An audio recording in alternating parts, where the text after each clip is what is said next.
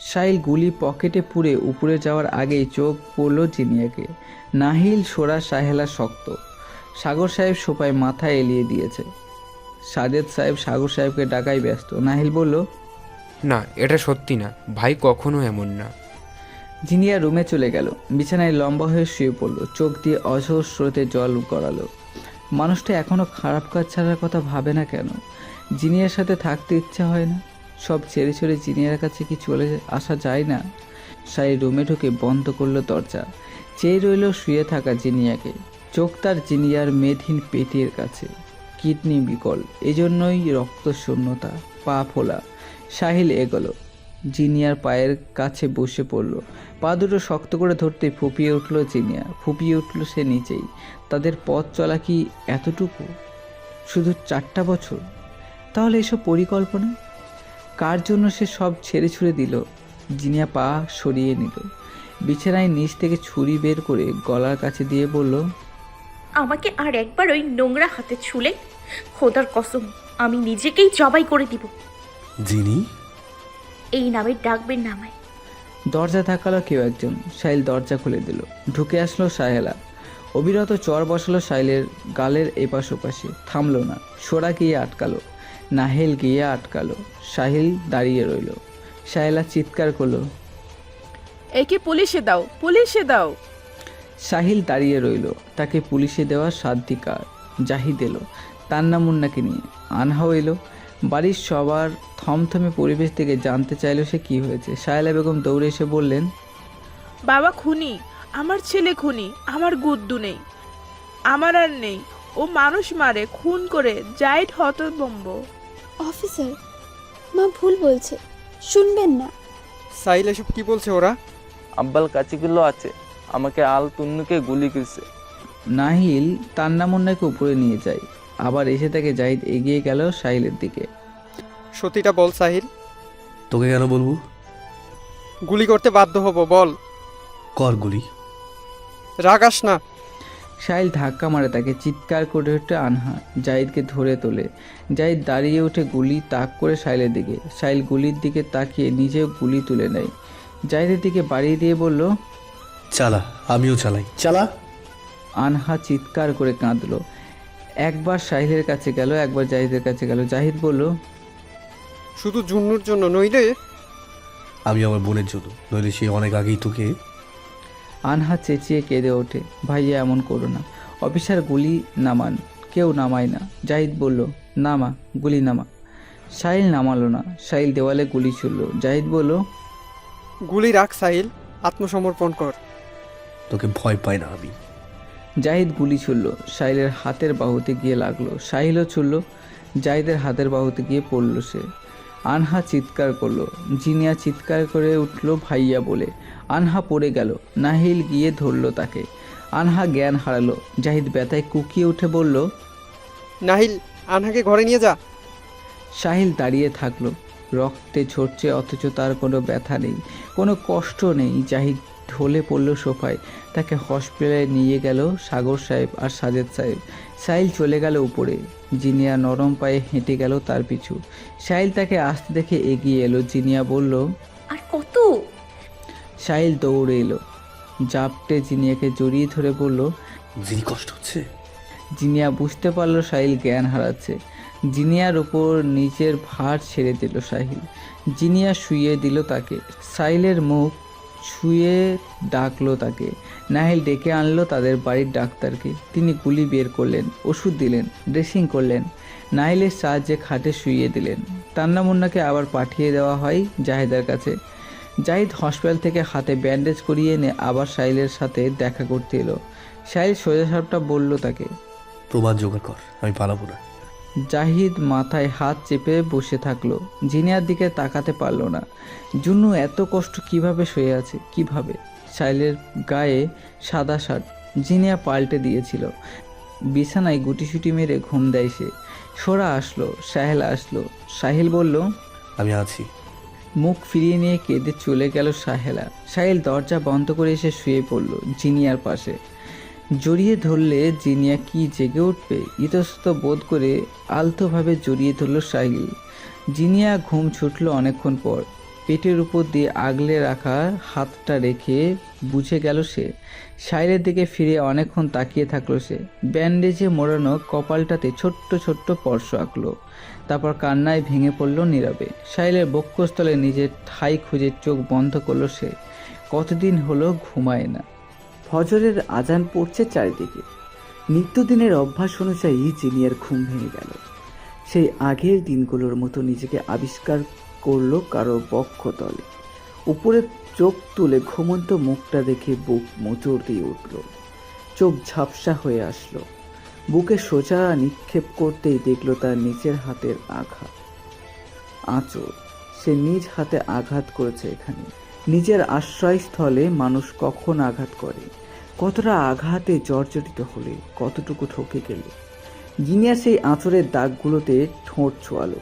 চোখের পানিতে ভিজে উঠল সাহিলের বুক। সে নড়েচড়ে উঠল। জিনিয়া ছুটে গেল, দূরে সরে পড়ল। সাহিল চোখ কচলাতে হাতের দুই বাহুতে ব্যথা লাগলো। একটাতে ছুরির আঘাত, অপরটাতে গুলি। সে চোখ পাকিয়ে তাকিয়ে থাকলো জিনিয়ার দিকে। জিনিয়া চোখ তুলে তাকে দেখলো। সাহিল কিছু বলার জন্য উকসুক করলো। জিনিয়া শোনার জন্য উদ্গ্রীব। সাহিল গড়িয়ে আর একটু কাছে গিয়ে মাথা রাখলো। জিনিয়া ঢোক গিলল। সাহিল হাতের আঙুল নড়াচড়া করে নিয়ে গেল জিনিয়ার দিকে। জিনিয়া আঙুলগুলোর দিকে তাকালো।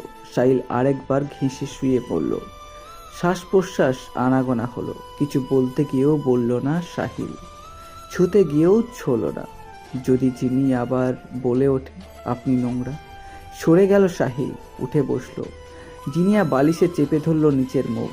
সাহিল উঠে গিয়ে ওয়াশরুম থেকে মুখ হাত ধুয়ে আসলো। ডয়ার থেকে পিস্তল নিতে গিয়ে দেখলো একটি রুমাল। জিনিয়ার হাতের কাজ করা সেই রুমালে দুইটা বাচ্চার সাথে তাদের মা বাবা। রুমালটা দিয়ে মুখ মুছতেই মনে হলো জিনিয়ার হাতের সুগন্ধেই লেগে আছে। রুমালটা দিয়ে চোখ মুছে নিল সাহিল। জিনিয়া বিছানা থেকে নেমে এলো। ওয়াশরুম থেকে মুখ হাত ধুয়ে নিয়ে চলে এলো। সোরা রান্নাঘরে একা একা কি করছে কে জানে। জিনিয়াকে যেতে দেখে সাহেলা বেগম তাড়াতাড়ি চলে এলো। বলল, বৌমা তুমি কেন এলে? তুমি যাও, আমরা করে নিই। আমি ভালো আছি মা। সাহেলা বেগম তাকিয়ে রইল জিনিয়ার দিকে। দেখতে পাচ্ছি কত ভালো আছো। জিনিয়া রান্নাঘরে পা বাড়ালো। সবার জন্য নাস্তা বানালো। সাগর সাহেব, সাজিদ সাহেব আর নাহিলকে ডেকে আনলো। সোরা মাথা নাড়ল। সোরা খাবার আবার ফেরত নিয়ে এলো। জিনিয়াকে বলল, ভাবি খাবে না বলেছে। আচ্ছা আমি দেখছি। জিনিয়া নিয়ে গেল খাবার। সাহিল হাতের ব্যান্ডেজ খুলে আবার নতুন ব্যান্ডেজ করাচ্ছে। একা হাতে পারছে না। জিনিয়া টেবিলে খাবার রাখলো, ধপ করে বলল, খাবার। সাহিল প্লেটের দিকে তাকিয়ে চোখ সরিয়ে নিল। খাবারটা নিশ্চয়ই জিনি বানিয়েছে। জিনিয়া এগিয়ে গেল। সাহিলের হাতে সাদা ব্যান্ডেজ মুড়িয়ে দিতে দিতে বলল, নিজের লোকগুলোকে মেরে কেন দল হালকা করছেন? ভারী করা উচিত ছিল। সাহিল সরে গেল। শার্ট কুড়িয়ে গায়ে দিতে দিতে বলল, আমার ব্যক্তিগত ব্যাপার ওসব। নিজে আমাকে ছুতে বারণ করো, এখন নিজে এসে ছুটছ কেন? জিনিয়া খানিকক্ষণ নীরবতা পালন করে বলল। খাবারগুলো খেয়ে নিন। সাহিল প্লেটের কাছে গিয়ে দেখলো নুডলস, পাউরুটি, কলা। পাউরুটি কলা খেলো না সে। জিনিয়া হাতের বানানো নুডলস গালে দিল। 2-3 চামচ খেয়ে মনে হলো জিভ পুড়াচ্ছে, এত ঝাল। জিনিয়া তাকিয়ে থাকলো। সাহিল চুপ হয়ে গেল জিনিয়াকে তাকিয়ে থাকতে দেখে। হাত পা মোচড়াতে মোচড়াতে খেলো। খাওয়া শেষে ঠোঁট কামড়ে ধরলো। সামান্য ঝালও সহ্য হয় না তার। জিনিয়া তাকিয়ে থাকলো সাহিলের দিকে। যে মানুষ সামান্য ঝাল সহ্য করতে পারে না, সে মানুষ এত ঝাল সহ্য করছে কি করে? সে তো ইচ্ছে করে ঝাল বানিয়েছে যাতে জিনিয়ার কাছে ছুটে এসে বলে, যিনি মিষ্টি দাও। যিনি ঝাল করছে ভীষণ। না, সাহিল সেরকম কিছুই বলল না। পায়ের আঙুল মোচড়াতে লাগলো। সাহেলা বেগম ডাকলো জিনিয়াকে। জিনিয়া বের হলো রুম থেকে। সাহেলা বলল, নুডলসের ঝাল বেশি দিলে কেন বৌমা? সবাই জ্বলছে ঝাল হয়েছে। গুড্ডু কি করে খাচ্ছে? খেয়েছে। সাহেলা ঢুকে গেল রুমে। সাহিল তাকালো মায়ের হাতের দিকে। মিষ্টি কিছু আনেনি। সাহেলা খেয়াল করলো ছেলের চোখ লাল, কপালে ঘাম। তিনি দৌড়ে গেলেন, ফ্রিজ থেকে পায়েস বের করে নিয়ে আসলেন। সাহিলের পেছনে দাঁড়িয়ে ডাকলেন, গুড্ডু। সাহিল সাথে সাথে পিস্তল রেখে দিয়ে পেছনে ফিরল। সাহেলা বেগম চামচে করে পায়েস তুলে দিলেন। সাহিল কোনোরূপ আপত্তি ছাড়া খেলো। জিনিয়া দরজার কাছে দাঁড়িয়ে দেখলো। সাহিল ঝাল মিটে যাওয়ার পর আর খেতে চাইলো না। সাহিলা টেবিলে বাটি রেখে জাপটে জড়িয়ে ধরলো তাকে, কেঁদে উঠে বলল, গুড্ডু তুই কেন এমন হয়ে গেলি রে? আমি না থাকায় গুড্ডু কি হারিয়ে গেল? মা, আমায় বেরোতে হবে, ছাড়ো। না, কোথাও যাবি না তুই। তোকে হারাতে পারবো না বাবা। এমন করিস না গুড্ডু। তোর বইয়ের কথা ভাব। মেয়েটার কি হবে? তোর বাচ্চাগুলোর কি হবে? আমাকে ছাড়ো মা। সাহিলা ধাক্কা দিল তাকে, আবার টেনে দু গালে ঠাস ঠাস করে চর বসিয়ে কেঁদে দিল। সাহিল মাথা নামিয়ে দাঁড়িয়ে থাকলো। জিনিয়া এসে ধরলো সাহেলাকে, বলল, নিচে চলুন না। তুমি ঠিকই সিদ্ধান্ত নিয়েছো। ডিভোর্স দিয়ে দাও একে। দরকার নেই এমন ছেলের সাথে থাকার। দিয়ে দাও ডিভোর্স। সাহিলের চোখ স্বাভাবিকের চাইতে বড় হয়ে গেল, চোয়াল শক্ত হয়ে গেল, কিন্তু বিষাদে মনটা ভিজে গেল মুহূর্তেই। জিনিয়ার দিকে তাকিয়ে রইল অবিশ্বাস্য দৃষ্টিতে। সাহিল বলল, না। সাহেলা কেঁদে কেঁদে জিনিয়াকে নিয়ে যেতে যেতে বলল, হ্যাঁ, দিয়ে দেবো আমি তাকে তার মা বাবার কাছে। কি দিয়েছিস তুই মেয়েটাকে? তোর জন্য কেন এখানে পড়ে থাকবে সে? তোর মেয়েকে তোর লাগলে নিয়ে আসিস, ও চলে যাবে আজ। জিনিয়া টেনে টেনে নিয়ে গেল সাহেলাকে। সাহিল দৌড়ে বের হলো।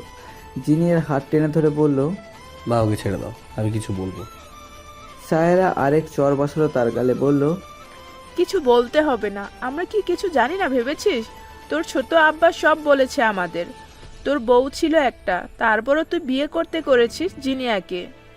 লজ্জা করে না তোর? করে না? সাহিল জিনিয়ার দিকে তাকালো, বলল, জিনি? জিনিয়া তাকালো না। সাহেলা বেগম টেনে নিয়ে গেল জিনিয়াকে। সাহিল দাঁড়িয়ে থাকলো, রুমে বসে থাকলো। কখন জিনিয়া আসবে? জিনিয়া আসলো অনেকক্ষণ পর। সাহিল এখনো বের হয়নি দেখে সামান্য অবাক হলো। সাহিল জিনিয়াকে দেখার সাথে সাথে দৌড়ে এলো, বলল,